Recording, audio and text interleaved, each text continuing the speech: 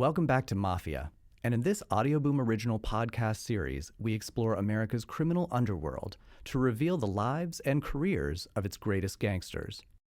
This series has been extensively researched and produced in consultation with experts, authors, and those who are actually there. Previously on Mafia.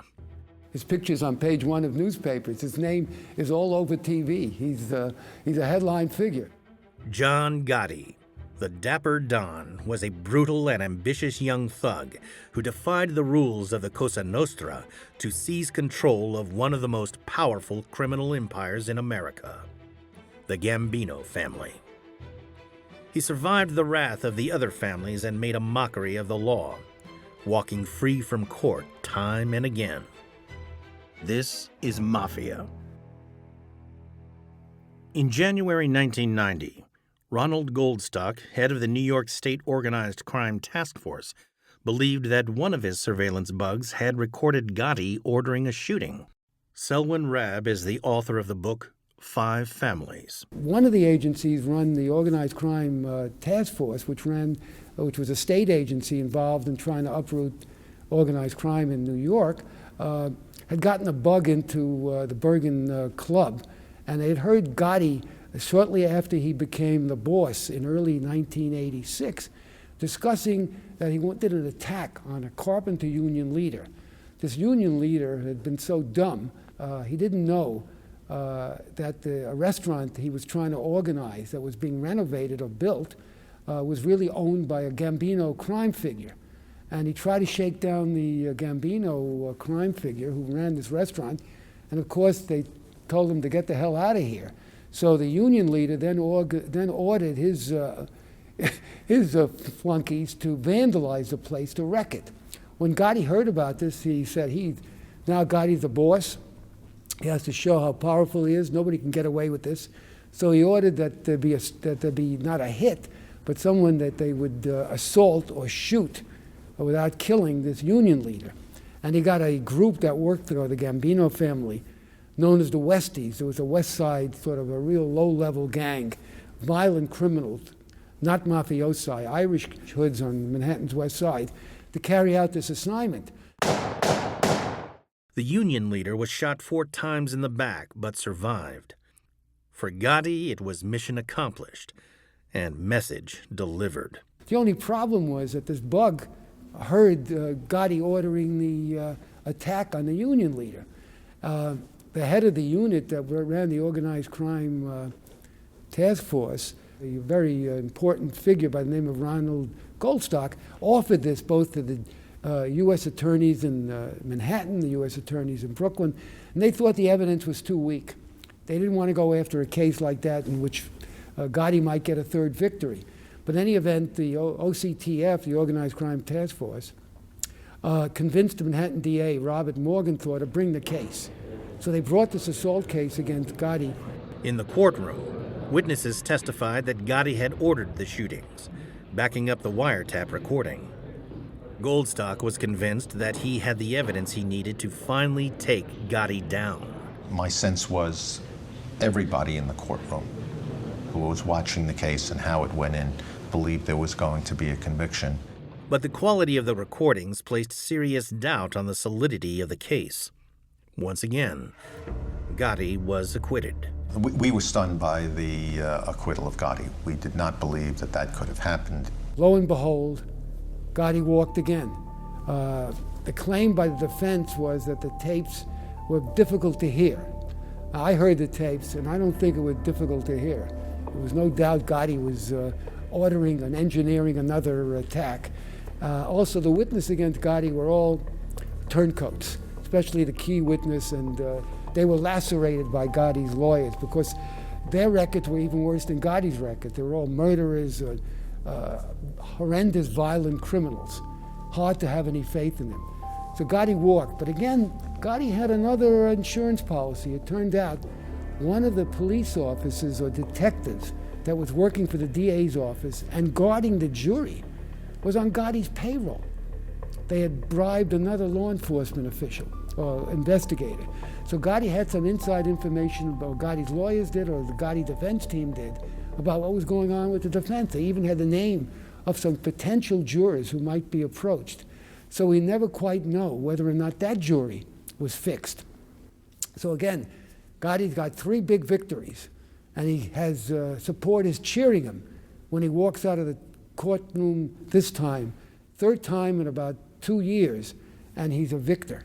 Now the media gave him a new nickname, the Teflon Don, because no charges ever stuck. There was actually street parties. People came out and cheered him. So here you have this ignoble figure, this cruel, vicious killer who's looked upon in some way as a hero. It's a terrifying and it's a terrible indictment, not just of the media, but also of this kind of underlying vicarious kick the public gets out of figures like John Gotti. They wanted to see something like Vito Corleone or Jesse James, and he saw that. He milked it for all he could milk it for. He was cast as this dapper Don, this Teflon Don. It was a gloss on him he certainly didn't deserve. He was just a thug. We'll be back after a short break. Look, guys, you can do something about erectile dysfunction, or you can do nothing. But doing nothing or next to nothing, like taking snake oil pills or those supplements you bought at the gas station, isn't going to get you the desired results. Why turn to weird solutions when you can turn to medicine and science instead? Now there's Hims, a one-stop shop for your hair loss, skincare, and sexual wellness needs. Hims connects you with real doctors and medical-grade solutions to treat ED. Just go to 4hims.com, where you'll find well-known generic equivalents to name-brand prescriptions that'll help you combat erectile dysfunction. No waiting room, no awkward doctor's visits. Save yourself time by going to 4hims.com, answering a few quick questions, and chatting with a doctor online for a confidential review. Your products will be shipped directly to your door. Still not convinced? Well, let me sweeten the deal. Try Hims for a month today for just $5. We'll get you started for just $5 while supplies last. See website for full details. This would cost hundreds if you went to a doctor or a pharmacy. Go to 4hims.com/mafiaed.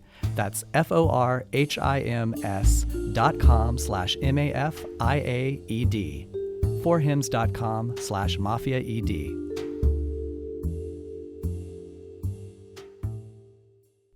Bruce Moe was the head of the FBI's Gambino squad, one of 5 teams established to tackle each of New York's 5 organized crime families. The Gambino squad, C-16 in Queens, was tasked with the John Gotti case. And so I was the supervisor of the squad. The case was assigned to a brilliant agent named George Gabriel, and we developed a game plan to go after John Gotti. And our goal was not just to convict John Gotti, but to convict John Gotti, the administration of the family, and those prominent captains that are making all the money and doing all the work in the family. For the past 4 years, Bruce Moe's team of agents had been carrying out painstaking surveillance work and building a network of informants. When we were tasked with this investigation, our bosses says, look, take all the time you want, whether it be 1 year, 5 years. When you bring down the case, make sure it's a strong one, and the convictions will be sustained. So those was our mandate.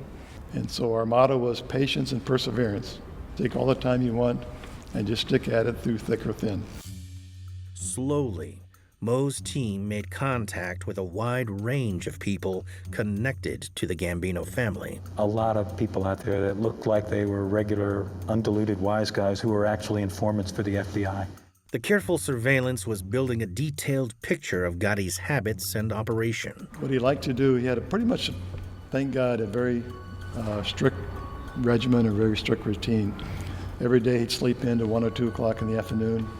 The driver would pick him up, and he'd first drive to the Burger Hunt and Fish Club in Queens, where he would meet with some of his crew, shower, shave, get a haircut, and then around 4:30, this is Monday through Friday, be picked up there and driven into the city to the Ravenite Social Club located at 247 Mulberry Street, New York. Moe ordered his men to keep a watch on the club round the clock, but it wasn't easy. In order to conduct the surveillances down the Ravenite, this is Little Italy, it's a very hard place to park cars, to conduct surveillance without being discovered, we obtained a surveillance plant at the corner of Houston and Mulberry Street on the 6th floor. There's a new condominium. We sent in 2 undercover agents. We were able to secure a lease for the place. Our technical people, through Jim Kallstrom, installed a $100,000 video camera with night photography capability. And we conducted surveillances from the plant from '88 until we shut it down in the '90s. They had a clear shot right down Mulberry Street to the club. Jim Kallstrom's team now had a direct view of the door to the Ravenite. I, at that time, was the supervisor of the technical operations. After a period of time, you understand what his daily routine is. You understand where he comes and goes. You understand who meets him on what occasions. And you also find out, because he's the leader of a particular group, where does he meet with these folks? Where does he give them their instructions? Where does he get reports back? Just like a company, but in this case, a criminal company. As Kallstrom, Moe, and their teams began to study the hours of footage, they discovered something remarkable. The ever-confident Gotti was openly running his organization from the Ravenite Social Club. And from Monday through Friday, John Gotti would hold court at this club 5 nights a week. And as a result of him being there, all the family, captains, and soldiers would come there to meet with John Gotti and discuss business with him. So 5 nights a week, from Monday through Friday, most of the captains of the Gambino family would come down to Mulberry Street to meet with John at the Ravenite Club. If the captains came, many of their soldiers came. People from out of town would come. So over the course of the week, you would see 20 captains at the Gambino family meeting with John Gotti. Of course, every night, the underboss, at the time Frank Locascio, the Consigliere, Sammy Gravano, would also be there. So over the course of the week, you'd see a good share of the Gambino family meeting with John Gotti. He never seemed to understand he was running a secret organization, an underground criminal outfit. And he demands that at least once a week, his soldiers or his capos or union leaders, all of these courtiers, have to show up and kiss his ring like he's the Pope. The surveillance of the Ravenite were a godsend for law enforcement, because what Gotti forgot is La Cosa Nostra is supposed to be a secret society. They're not supposed to meet in public. They're supposed to be clandestine. They normally use safe houses. They'll meet in hospital cafeterias. They'll meet late at night. Here, John Gotti, in broad daylight, is meeting with over 100 members of the Gambino family, 20 captains, on a regular basis. You're not supposed to do this. And he gives Bruce Mao and the FBI incredible opportunities to unearth evidence that only a fool would hand over to them. They could photograph everybody going in and out of the Ravenite. They find out people they didn't know were in any way connected, union leaders, politicians, mobsters from regions of New York that were not known as Gambino members. Gotti hands them a who's who in the mob, who's who in the Gambino family, a rogues gallery on a clear plate. Initially, we recorded those meetings where John was going inside, and then he did these walk talks where he'd take a long walk around the block with Gravano or Locascio or other captains. And unfortunately, at the time, we didn't have the capability to monitor those conversations. We didn't have the high-tech parabolic mics or other sophisticated electronic equipment. But photos and video from outside the club wouldn't be enough to make a case against Gotti. They needed to hear what was going on inside. We realized that our best chance for success was to develop electronic surveillance, i.e. put a bug somewhere where Gotti's meeting, to capture those conversations, criminal in nature, then play those conversations in court where we're using Gotti and his associates as witnesses. So our first goal was to develop electronic surveillance. The second goal was to develop as an informant or a cooperating witness somebody in Gotti's inner circle to explain what the conversations mean and to fill in all the blanks. So those are our 2 goals.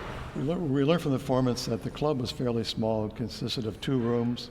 There was like a front reception area where they had a cappuccino machine and a soda machine. The back was a larger room, and there was a large table there where John Gotti would sit, and there he'd meet with his underboss, consigliere, and he would talk business in that back room. So we applied for an application for electronic surveillance to put a bug at that table where John was holding court to capture those conversations. So in the spring of '88, we got approval from the judge in the Southern District to break into the club, install a bug, and then monitor those conversations at that table. Mo called in the FBI's head of electronic surveillance, Jim Kallstrom, to get a device into the club. I mean, this John Gotti case had been going on for years. It had been the subject of front-page stories in the New York newspapers. And it was not of a grudge that we wanted to do this. It was important that the rule of law prevail here. It was important that someone who was a thug, a killer, not get away with this. But this would not be an easy assignment. And I don't know if you've driven down Mulberry Street in New York, a very close environment, very narrow street, 3, 4 level places on both sides. You have no control of who's looking out windows. A lot of street traffic, a lot of mobsters living there, coming and going. So to make an entry into a building covertly, of course you have the right time. You got to know that it's not occupied. And you got to get through whatever internal protections they have. And you got to not be seen going into a building by someone looking through a dark window at night where you have no knowledge that that could be taking place. Kallstrom's people are professional burglars. They're lockpicks. They can break through locks and go through alarms. They can break into safes. That's what they do. And it was a heroic effort by our tech guys to break into the club because Mulberry Street is all Italian neighborhood. Everybody knows everybody. They don't trust strangers. And you're basically breaking into somebody's premises at the risk of retribution. They could be shot or killed going in there.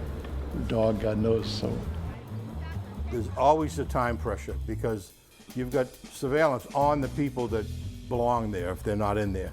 You don't just say, okay, they left. You know where they are. You know if they're going to come back in 2 minutes. You know that they're in Brooklyn, or you know that they're around the corner. So, and people walking down the street, you can see what's going on. I mean, so you really have a whole lot of things have to come together, to get that opportunity to actually move. And there's never a time when the risk is zero. Never. They broke into the club, they got through the lock, they disabled an alarm system, and they were to install a bug in the club without being detected. And of course, then you have to put the device in. You have to figure out how it's going to work, where it's going to be hidden, how it's going to be disguised, how it's going to transmit, and then you have to sit back and hope that you're right. But even with the bugs in place, the FBI couldn't get the evidence they needed. They first installed the bug, and then we're starting to monitor the conversations. But there's a lot of background noise in the club. There's a soda machine, espresso machine, bathroom, toilets flushing. So there was a lot of tower babble talk. Really hard to discern what they were talking about. You couldn't hear yourself talk in the Ravenite Social Club. Extremely noisy. Music played, all on purpose to stop any microphone. And the tech guys went in several times. We put a bug below the table, we put a bug above the table, in the wall, and this had 5 bugs on this one table. But the trouble is you have too many people in a small space and too much background noise, and we just couldn't get good, clear conversation. We knew they were talking about stuff, but it was pretty much indecipherable. We brought in tech guys from Washington to try to filter out all the background noise, but it just didn't work out. They could make out Gotti's voice, but they couldn't decipher a word he was saying. We tried this off and on through all of 1988, and in late 88 we finally shut down and said, look, this is not working. Let's regroup and try something else. So, and that was a very discouraging time for us because we were so close, but yet so far. We're right there, we're watching these guys go in the club. We know he's talking business there. We see all these walk talks. We know they're talking about running a crime family, but yet we couldn't monitor these conversations. It seemed they'd hit a dead end. After the break. What would you think if you got a package in the mail a couple of weeks before Christmas? Early present, right? Well, that's what Wayne Gravett thought when a delivery arrived at his house. Inside, a wrapped gift and letter said, "Have a Merry Christmas, and may you never have to buy another flashlight." But when he turned on the flashlight, it exploded, killing him instantly, right in front of his wife and son. More than 20 years later, there have been no arrests in the case. But David Ridgen wants to change that. He's the host of the award-winning podcast Someone Knows Something, and this season, he wants to find out who wanted Wayne dead and why. Subscribe to Someone Knows Something podcast at cbc.ca/SKS or wherever you get your favorite podcasts.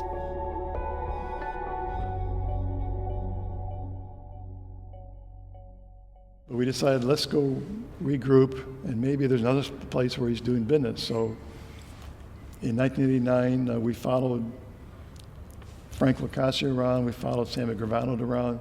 Maybe there's a safe house they were meeting during the day, which we didn't know about, or some other location where he was meeting these people to run a crime family. But as they say, all roads were leading back to the Ravenite, and we realized we're in the right spot. And it was tough for the morale of the squad around this time. You know, morale was getting a little bit low because we were working so hard on all these Title IIIs, but we were getting very little show for it. A lot of people for the first time were saying, "You'll never get him. He's a Teflon Don, he's untouchable. You're wasting your time." But our motto was patience and perseverance, and we knew that we just have to keep trying and look for a break, and good things will happen. But as Moe's team reanalyzed the recordings, they discovered that Gotti's voice would often disappear for long periods of time, when the surveillance showed he was still inside the club. In the summer of '89, we learned from the informant that he was inside the club, and we saw John Gotti get out from the table with Tommy Gambino and go out the back door. And there's a hallway back there, and they were gone for 10 minutes. They came back in. Prior to that, we knew there was a back door to the club. We had a good diagram. We thought it was dead bolted shut. You couldn't go in or out of that. We learned later that was their egress from the club that we couldn't see from the street. A few weeks later, this informant was also in the club, and he saw Gotti, Gravano, and Locascio get up from their table, go out that back door, and they were gone for like an hour and a half. Re-examining the videotapes of the club's exterior led to a dramatic breakthrough. And here's really the power of surveillance. All of a sudden, we started to figure out that there was a certain woman who would leave almost like clockwork when certain events took place. The FBI now discovered that there was an internal staircase leading from the club to the apartments above. And apartment 10 was occupied by the widow of a Gambino soldier by the name of Mike Sorelli. And what they would do, they would tell her, "Hey, we need to use your apartment for an hour or so." She'd go to the neighbor, watch TV. Gotti and his minions would go up there and have their administration meetings in her living room. So that was the break that we needed. And I remember Bruce Mao calling me and saying, we had the Eureka location. That woman turned out to be the person that had the apartment. And unbeknownst to us prior, there was an internal stairwell to get to her apartment from the Ravenite Social Club. So based on that, we put together another application for electronic surveillance for, again, the club, to put a bug in the hallway right behind the club, and for apartment number 10. So that was signed in September of 1989 in the Southern District. We activated the mic in the club just to determine when Gotti was there and the other targets of the surveillance. A few weeks later, our tech guys went in, were able to put a mic in the hallway, which is a very difficult task because it's a hallway to apartment building, plaster walls, very little places to hide a mic, but they put a mic in there. But the apartment presented even more of a challenge than the club itself. Whole nother ball game to get in there, because you have a widow living there 24 hours, 7 days a week, and you have to get into her apartment. So we waited, and we finally learned that on Thanksgiving weekend that Mrs. Sorelli was going to go away to visit some relatives. So on our videotape, we saw her leave the apartment building on the night of Thanksgiving Eve. And a couple of days later, our tech guys went in and put the bug in apartment number 10. And that's when the waiting started.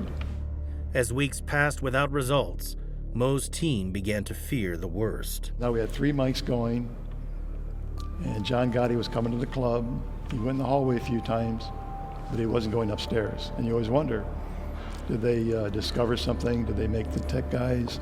Did they leave a little piece of wire behind? Has it been compromised? Finally, one late November evening, the team's patience was rewarded.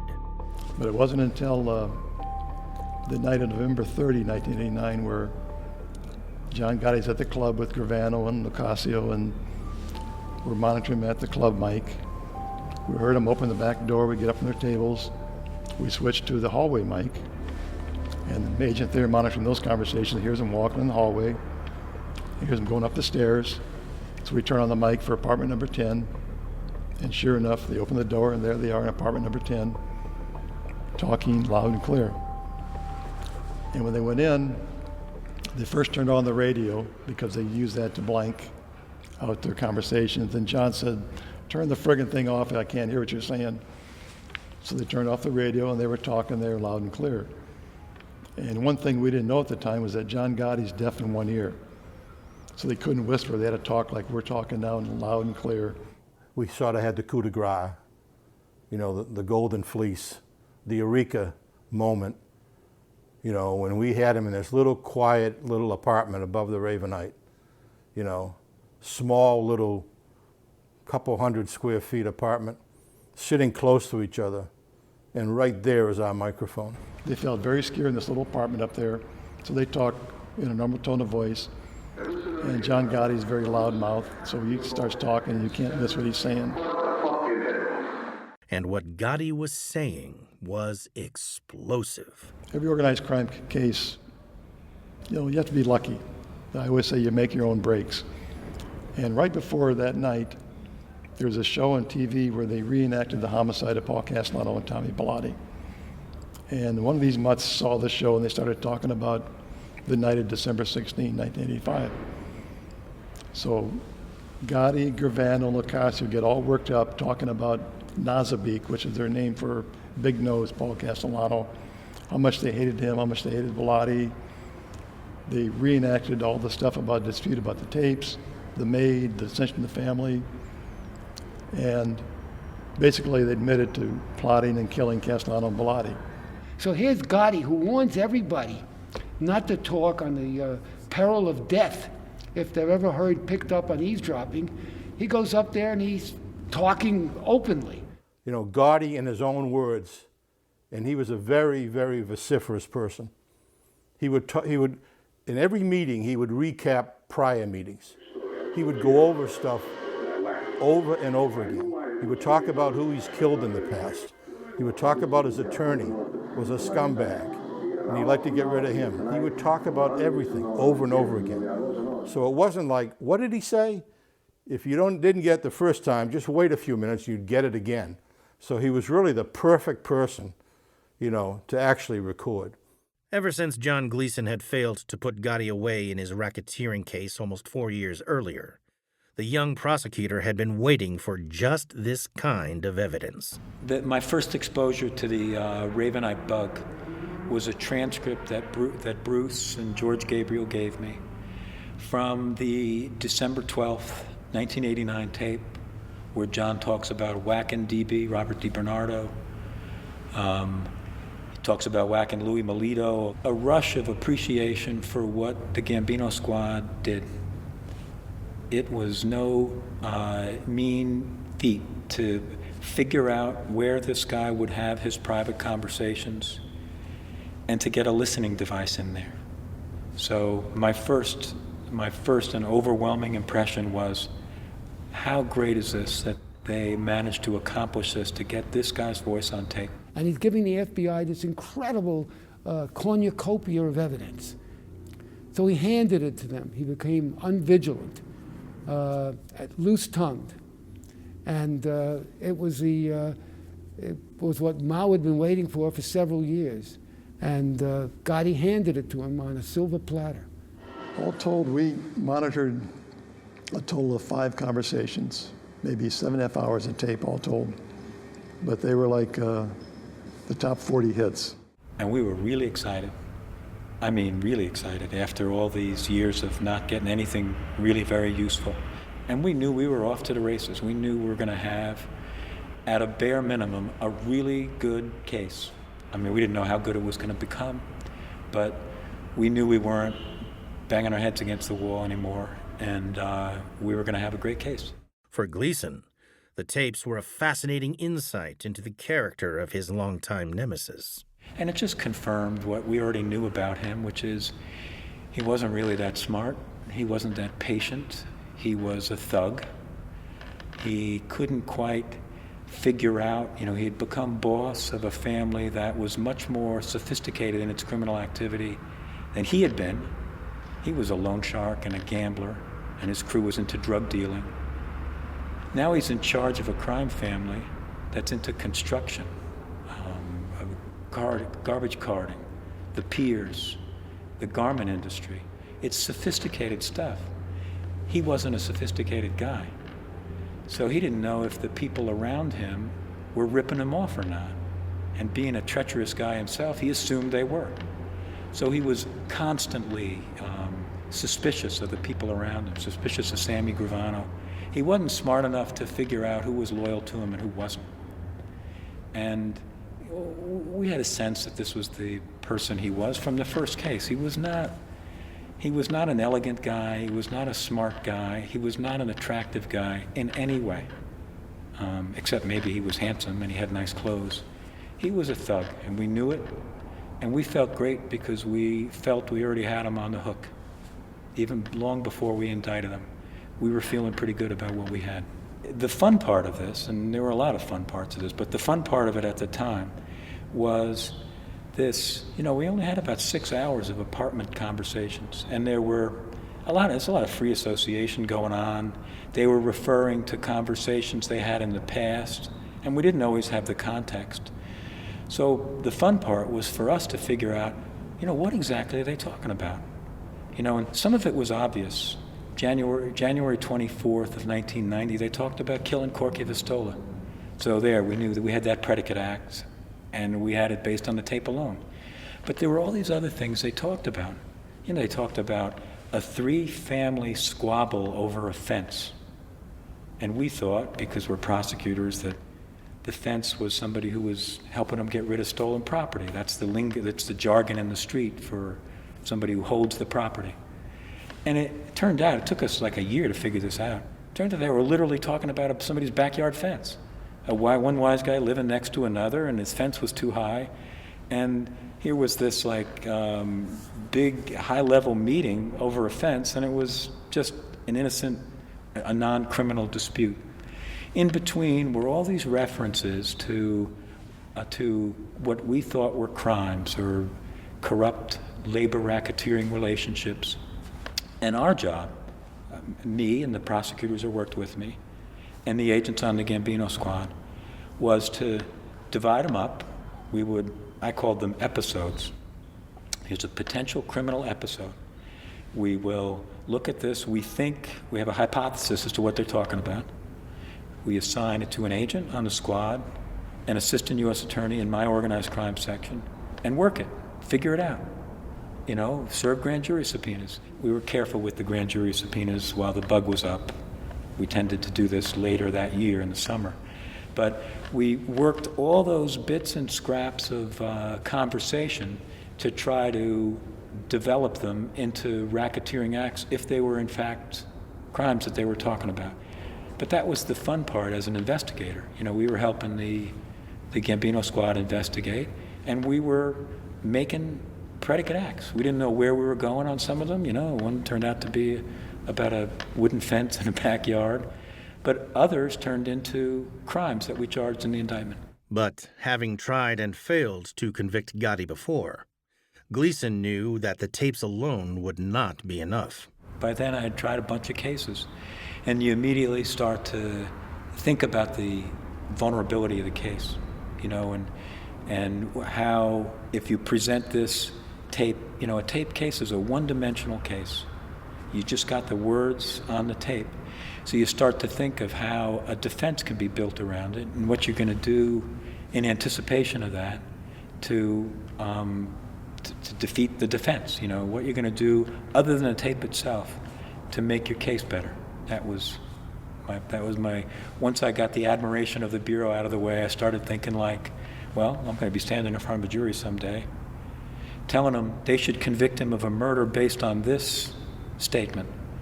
What is Bruce Cutler or Jerry Shargell or whoever it's going to be, what are they going to say in telling the jury they shouldn't?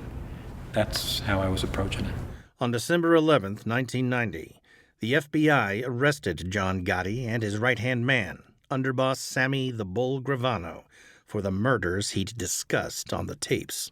At the time of his arrest, Gotti was his normal braggadocio self. He was cocky, confident, smiling. We arrest him on December 11th. We have a detention hearing a couple of days later, at which we played for the judge greatest hits from our Raven-eyed bug, from the apartment bug, about murders, about obstruction, about Sammy going on the lam if John got arrested, all the things that would relate to whether he should get bail, risk of flight, danger to the community.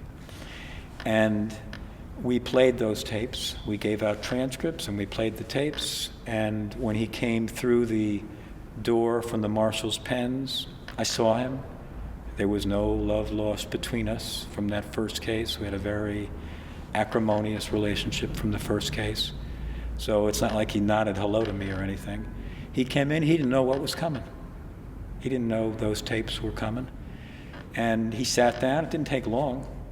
And we gave the transcript to the judge. We had given it to him earlier, played the tapes.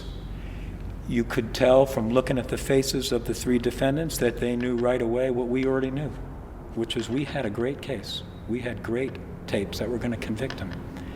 And he was upset.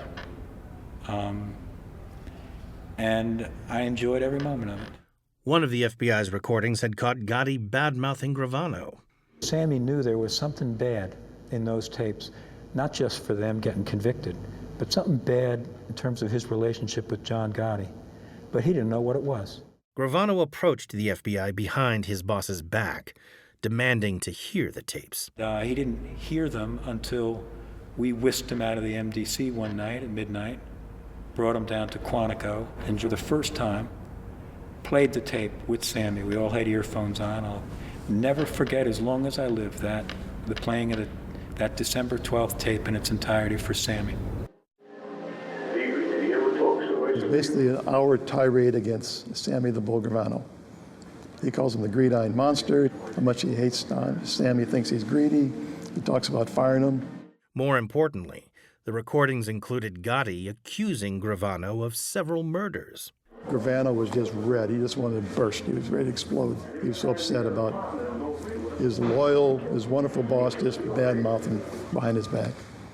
Sammy's looking down at the transcript, and he takes his headphones and throws them down on the table and says, "Don't gloat, guys. Don't gloat." This was not only disappointing to Sammy, but humiliating. It was an emotional moment for him. He kind of suspected that was what was there from the snippets of the tape he had heard in the detention hearing. But now he was hearing it. He was hearing it in 3D, to the extent you can hear something in 3D. And he was very upset by it. And then we listened to the rest of the tape. And he explained that that's what he thought was on it, essentially, from the snippets he had heard. He figured that conversation was step number one on John Gotti's part to convincing Frank LoCascio that Sammy had to be killed and would be killed. At that moment, Gravano decided to break the Mafia's code of silence, omerta, and betray his boss and the entire Gambino family. And Gravano realized, why should I die in jail for a family I no longer believe in? I want to become a government witness. Yeah, when I got the call, Bruce Mao called me, asked me if I was sitting down. He said, "Sammy wants to talk to you. He wants to talk to you about becoming a witness." And you could have knocked me off that seat with a feather, because all of us on the prosecution team, we had been in court for almost a year on a bunch of appearances, motions to suppress, disqualification motions. We were in and out of court a lot. We were in their presence a lot. And to a person, we thought the baddest guy in the courtroom was Sammy Gravano. He looked that way. We never thought for a minute Sammy would flip. I thought John would flip before Sammy would flip. And I really didn't think there was any chance in the world that John would even think about flipping. And it was part of the reason that Sammy flipped, was he knew, he told us this, that even if they beat the case, which was unlikely, because they had a good feel for how strong our evidence was, even if they beat the case, then he'd be in the street and he'd have to kill John. And as Sammy put it to me, if he killed John, he'd have to kill Peter. If he killed Peter, he'd have to kill Jeannie. If he killed Jeannie, he'd probably have to kill Junior. The whole thing was going to get way too complicated. He was going to have to kill too many people. That was part of his thinking in terms of reaching out for me and joining our government from his government, as he put it to me. Suddenly, the door to Gotti's entire world was wide open. He told us about a lot of murders that he committed, which we didn't know about. I think there were a total of 19. He gave us more details as to the Castellano homicide, exactly how the whole thing went down. He was in the car with Gotti. Outside court, the media circus reached fever pitch, but Gotti's days as the Teflon Don were almost over. The trial was really high drama because it was like the #1 media event here in New York, so the reporters every day filled up half the courtroom. We all sat with Gotti's minions. Prosecutor Gleason had been waiting for this moment for years. His demeanor in the second trial was as different from his demeanor in the first trial as night is different from day. He was Mr. Cool in the first trial, where he had a juror in his pocket. In the second trial, he was like a cornered animal. He was constantly berating me. His favorite gesture when I would look over at him would be, he'd make this gesture. He always called me a junkie.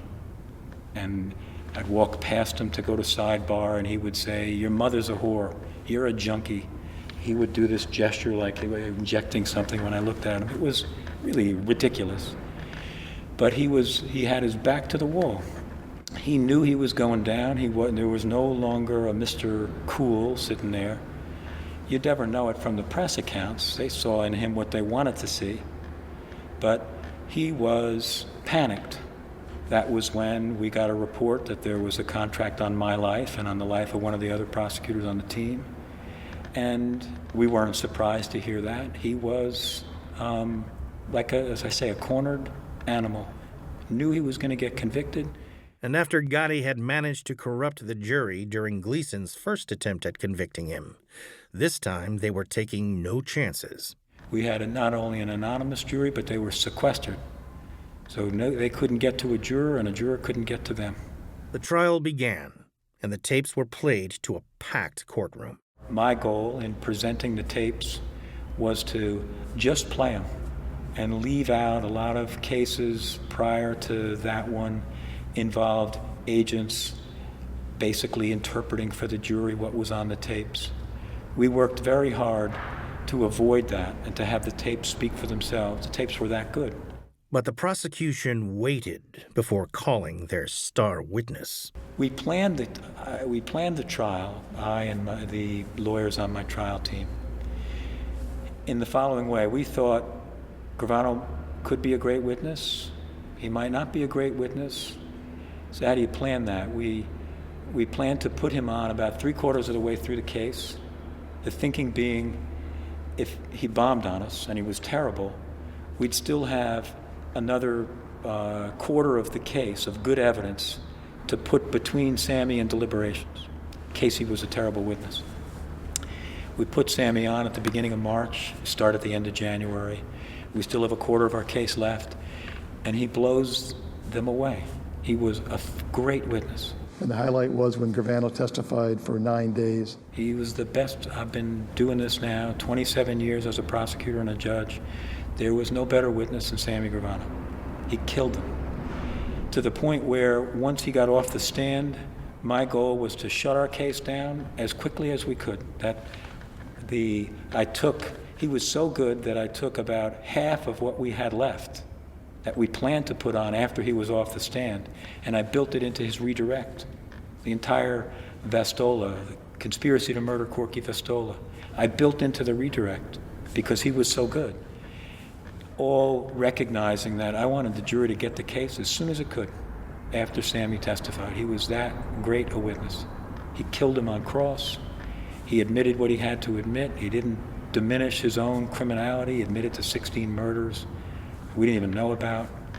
He was a lights-out witness, and everybody in the courtroom knew that John Gotti was going to be convicted once Sammy Gravano testified, including John Gotti. On April 2nd, 1992, the jury found John Gotti guilty on all counts, including 5 murders, one of which was his one-time boss, Castellano. You can imagine my feelings, right? This was my second trial, and that first case was a horrific blowout of the government. Humiliating, painful. And fast forward 5 years, and the foreperson stands up, and the first verdict they rendered was the verdict on the Castellano homicide. And the forelady of the jury said guilty. And then as each predicate act was, the verdict on each predicate act was delivered on John, they were all guilty.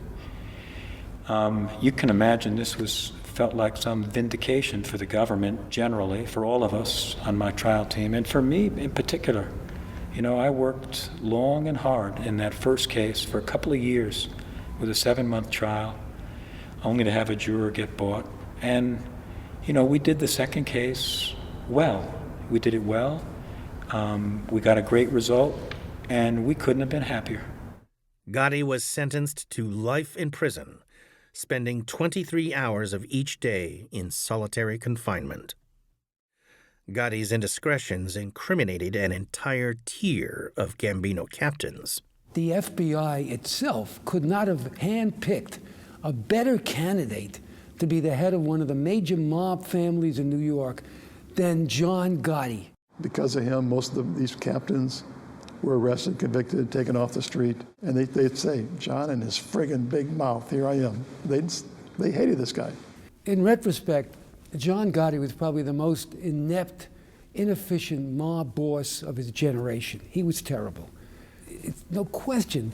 He never seemed to understand he was running a secret organization, an underground criminal outfit. And he did everything possible to indict his own self. He had an edict about not talking, about not being bugged. Yet he was bugged all the time. And eventually it did him in. He was an absolute ruination for the mafia. He was so inept, unqualified, and incompetent that he single-handedly not only wrecked the Gambino crime family, he helped implicate other mob bosses in RICO cases. And lastly, and not least, he wrecked his own family. He led to the arrest and indictment of his son, his brothers, and in the long run, he did more to hurt the mafia and his own personal family than any other single figure in the history of organized crime. John Gotti died in jail in 2002, aged 61, after serving 10 years of his life sentence. As a mafia don, he had been a complete failure. But to some New Yorkers, Gotti will always be the glamorous mafioso. But he was cast as this dapper Don, this Teflon Don. It was a gloss on him he certainly didn't deserve, but has a lot to do with, you know, the way we as a society treat criminals. You know, it's not just gangsters. It goes back to Jesse James, I guess, and Bonnie and Clyde and Robin Hood and all that stuff. We, to a certain extent, were fascinated by that. And he saw that. He milked it for all he could milk it for, much to the disappointment of his fellow gangsters who kind of preferred a low profile. Well, I mean, we have a thing, you know, in our culture we have a thing about organized crime, criminals generally, and I've always believed that to a certain extent our society sees in certain types of criminals what they want to see. You know, this is a culture that, at least in my generation, we grew up on The Godfather as an image of organized crime. And I believe in my heart that the people who covered our cases saw in John Gotti what they wanted to see in him. They wanted to see something like Vito Corleone or Jesse James. They wanted to see something roguish, some outlaw type.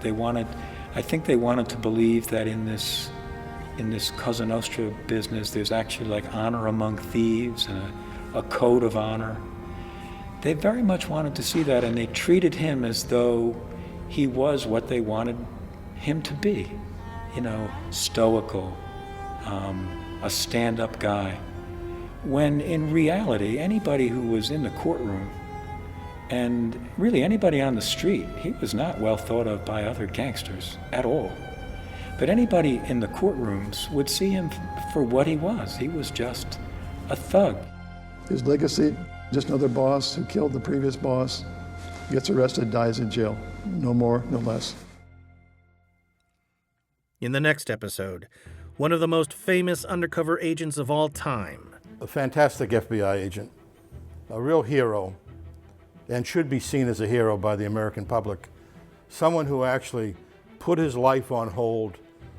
Every day going to work like that, knowing he could easily be made or betrayed, and his life would have been worthless. And yet he did it for years. Did I want to see him get killed? No. Would I rather have him gone to jail? Yeah. Donnie Brasco. To me, it was just another form of conducting an investigation. It just so happens it was an undercover investigation. This has been an Audio Boom original. Thanks to Hims for their support. Follow Mafia on Spotify, or rate, review, and subscribe on Apple Podcasts, or wherever you find your favorite shows.